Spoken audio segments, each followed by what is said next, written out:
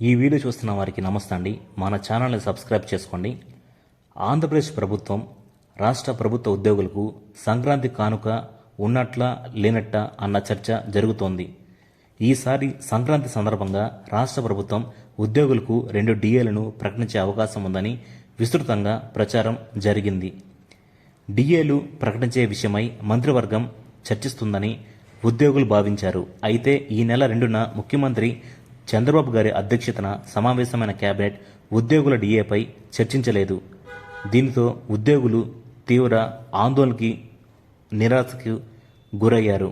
దానిపై ఎటువంటి నిర్ణయం కూడా తీసుకోలేదు. దీంతో ఈ సంక్రాంతికి ఉద్యోగులకు 2 డిఏలు అందుతాయా లేదా అన్న అనుమానాలు ఉద్యోగుల్లో వ్యక్తమవుతున్నాయి. గత ఏడాది జరిగిన ఎన్నికల్లో కూటమి ప్రభుత్వ ఘన విజయంలో ఉద్యోగుల పాత్ర కీలకంగా మారిన సంగతి తెలిసిందే. గతంలో ఎన్నడూ లేనంతగా ఉద్యోగులు పోస్టల్ బ్యాలెట్ ద్వారా పెద్ద సంఖ్యలో ఓట్లు వేశారు.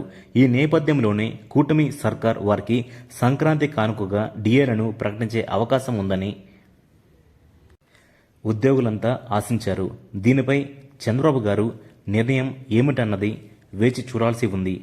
ఈ నెల 17న కేబినెట్ భేటీ మరోసారి జరగనుంది. ఈసారైనా ప్రభుత్వ ఉద్యోగులకి ప్రభుత్వం నుంచి శుభవార్త వస్తుందా రాదా మనం వేచి చూడాలి.